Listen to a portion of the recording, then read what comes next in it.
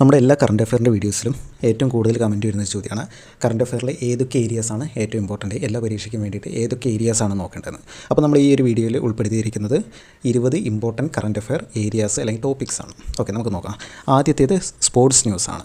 ഇപ്പോൾ ഈയിടെ നടന്ന അല്ലെങ്കിൽ ഒരു 4 വർഷം വരെ മുന്നേ ഉള്ള സ്പോർട്സിലെ ഈവൻറ്റ്സ് അല്ലെങ്കിൽ പേഴ്സൺസ് അങ്ങനത്തെ റിലേറ്റ് ചെയ്ത എല്ലാ കാര്യങ്ങളും നമ്മൾ പഠിക്കണം.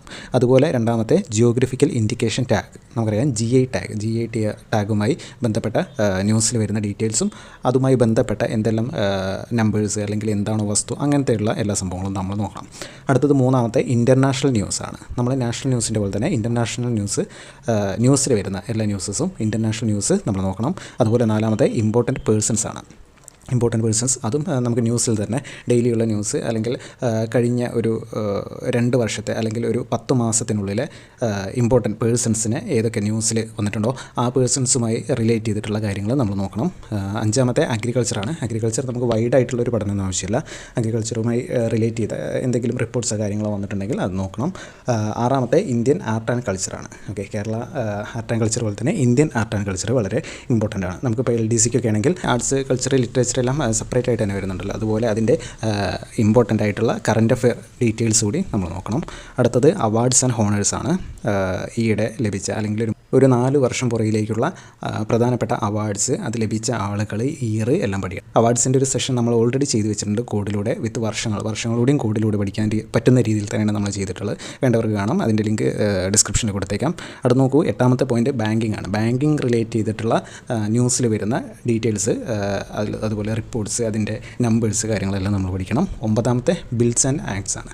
പുതുതായി ഏതെങ്കിലും ബില്ലിന് മാറ്റം വരിക അല്ലെങ്കിൽ പുതിയ ഏതെങ്കിലും ബില്ല് അല്ലെങ്കിൽ പുതിയ ഏതെങ്കിലും ആക്ട് വരിക അങ്ങനത്തെ കാര്യങ്ങളെല്ലാം നമ്മൾ നോക്കണം. 10ാമത്തെ എൻവിയോൺമെൻ്റ് ആണ്. എൻവിയോൺമെൻറ്റ് റിലേറ്റ് ചെയ്തിട്ടുള്ള ന്യൂസിൽ വരുന്ന കാര്യങ്ങൾ നമ്മൾ നോക്കണം. 11 ഓബിച്ചറിയാണ്. കഴിഞ്ഞൊരു 1 വർഷം 1.5 വർഷത്തിനുള്ളിൽ അന്തരിച്ച പ്രധാന വ്യക്തിത്വങ്ങളുടെ പേരുകൾ, അവരുടെ ഡീറ്റെയിൽസ്, അവരുടെ ജനനം, മരണം, അതുപോലെ അവർക്ക് ഏതെങ്കിലും അവാർഡ്സ് ലഭിച്ചിട്ടുണ്ടെങ്കിൽ അത്, അവരുടെ കൃതികൾ, അങ്ങനെയുള്ള എല്ലാ കാര്യങ്ങളും നമ്മൾ നോക്കണം. അടുത്തത് 12ാമത്തെ ഇന്ത്യൻ ഡിഫൻസ് ആണ്. ഇന്ത്യൻ ഡിഫൻസിൻ്റെ ഒപ്പം തന്നെ ISRO അങ്ങനത്തെ മേഖലകൾ നോക്കുക. 13 സയൻസ് ആണ്. സയൻസിൽ അതുപോലെ സയൻസ് ടെക്കിൽ വരുന്ന എല്ലാ ഡീറ്റെയിൽസും നമ്മൾ നോക്കണം. 14 ന്യൂ അപ്പോയിൻമെൻറ്റ്സ് ആണ്.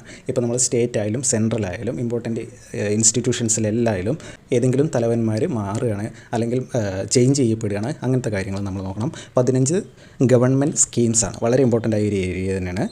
ഇപ്പോൾ ഏതെങ്കിലും പുതിയ ഗവൺമെൻറ് സ്കീംസ് ഗവൺമെൻറ് പുറത്തിറക്കുകയോ അല്ലെങ്കിൽ ഏതെങ്കിലും ഗവൺമെൻറ് സ്കീംസിൽ എന്തെങ്കിലും ചേഞ്ചസ് കൊണ്ടുവരിക, അങ്ങനത്തെ ഉള്ള കാര്യങ്ങളിലെല്ലാം ആ സ്കീംസ് വളരെ ഡീറ്റെയിൽ ആയിട്ട് തന്നെ നമുക്ക് പഠിക്കണം. അടുത്ത് നോക്കൂ, 16ാമത്തെ ഫേമസ് ബുക്സ് ആൻഡ് ഓതേഴ്സ് ആണ്. ഇപ്പോൾ കഴിഞ്ഞ WCPO എക്സാം കണ്ടറിയാം നമുക്ക് എന്താണ് റാം കെയർ ഓഫ് ആനന്ദി അല്ലേ, ആ ബുക്കിനെ കുറിച്ച് അത് എഴുതിയത് ആരാണ് എന്ന് ചോദിച്ചു അല്ലേ. അപ്പോൾ അതുപോലുള്ള പുതിയ ബുക്സ് ഇറങ്ങിയിട്ടുണ്ടെങ്കിൽ അത് നമുക്ക് ഓൾറെഡി വളരെ ഇമ്പോർട്ടൻ്റ് ആയിട്ടുള്ള കുറച്ച് പഴയ ബുക്സ് ഉണ്ടല്ലോ, GK റിലേറ്റഡ് വരുന്ന ആ ബുക്സിൻ്റെ ഡീറ്റെയിൽസും നമ്മൾ നോക്കണം. അതുപോലെ ഏതെങ്കിലും ബുക്സിന് അവാർഡ്സ് ലഭിക്കുക അല്ലെങ്കിൽ ഏതെങ്കിലും പേഴ്സൺസിന് അവാർഡ് ലഭിക്കുക, അവരുടെ ബുക്സ്, അങ്ങനത്തെ കാര്യങ്ങളും നമ്മൾ നോക്കണം. അടുത്തത് 17ാമത്തെ വുമൺ ഇൻ ന്യൂസ് ആണ്. അതായത് ന്യൂസിൽ വരുന്ന സ്ത്രീരത്നങ്ങളുടെ ഡീറ്റെയിൽസ് നമ്മൾ പഠിക്കണം. 18 India ranking in various indexes. Okay, പുതിയ ഏതെങ്കിലും ഇൻഡെക്സ് വന്നിട്ടുണ്ടെങ്കിൽ അതിൻ്റെ ഇന്ത്യയുടെ റാങ്കിങ്, അതുപോലെ അതിൻ്റെ ഫസ്റ്റ് ഏത് രാജ്യമാണോ വരുന്നത് ആ കാര്യം കൂടി നമ്മൾ പഠിക്കണം. 19ാമത്തെ വരുന്നത് ഇവൻറ്റ്സ് ആൻഡ് സമ്മിറ്റ്സ് ആണ്. ഓക്കെ, ഇപ്പോൾ നമ്മൾ G7 സമ്മിറ്റ്, G20 സമ്മിറ്റ്, ഇപ്പോൾ ഈയിടെ നടന്ന അല്ലെങ്കിൽ കഴിഞ്ഞ ഒരു 2 വർഷത്തിൽ നടന്ന സമ്മിറ്റ്സ്, ഒരു 4 വർഷം വരെയുള്ള സമ്മിറ്റ്സിൻ്റെ വേദികൾ, അതിൻ്റെ ഡീറ്റെയിൽസ്, കൺട്രി, അങ്ങനത്തുള്ള കാര്യങ്ങൾ നമ്മൾ പഠിക്കണം. ഇന്ത്യയിലെയും സ്റ്റേറ്റിലെയും ഇമ്പോർട്ടൻ്റ് ആയിട്ടുള്ള ഇവൻറ്റ്സ് നമ്മൾ നോക്കണം. അവസാനത്തെ 20ാമത്തെ പോയിൻ്റ് എന്ന് പറയുന്നത് ഡേറ്റ്സ് ആൻഡ് തീംസ് ആണ്. നമുക്ക് ഓൾറെഡി GKയിൽ നമ്മൾ ഡേയ്സ് കുറേ പഠിച്ച് വെച്ചിട്ടുണ്ടാവും. അപ്പോൾ നമുക്ക് ഓരോ വർഷവും ഇപ്പോൾ ഈ വർഷം പഠിക്കുകയാണെങ്കിൽ 2024 ഡേയ്സിൻ്റെ തീംസ് നമുക്ക് നോക്കണം. അതുപോലെ 2023 ഡേയ്സിൻ്റെ തീംസും നമുക്ക് നോക്കി. അതിൻ്റെ ലിങ്ക് കൂടി ഞാൻ താഴെ കമൻറ്റ് ബോക്സിൽ ഇട്ടേക്കാം. അപ്പോൾ ഈ 20 പോയിൻറ്റ്സാണ് ഏറ്റവും ഇമ്പോർട്ടൻ്റ് ആയിട്ട് കറണ്ട് അഫെയർ ഏരിയയിൽ ഏതൊരു എക്സാം എടുത്താലും നമ്മൾ നോക്കേണ്ട 20 ഏരിയ. ഇത്രയും ഏരിയാസ് കവർ ചെയ്യുമ്പോൾ തന്നെ കറണ്ട് അഫെയറിൻ്റെ ഒരു 80-85% നമുക്ക് കവർ ചെയ്യാൻ കഴിയും. കറണ്ട് അഫെയർ എന്നൊക്കെ പറയുമ്പോൾ നമുക്കറിയാം 20 മാർക്ക് 10 മാർക്കെല്ലാം വിട്ടുപോയി അല്ലേ. 20 മാർക്കിന് വരെ കേരള PSC ഇപ്പോൾ ചോദിക്കുന്നുണ്ട്. അപ്പോൾ എന്താണ്, എല്ലാവർക്കും all the best. Thank you.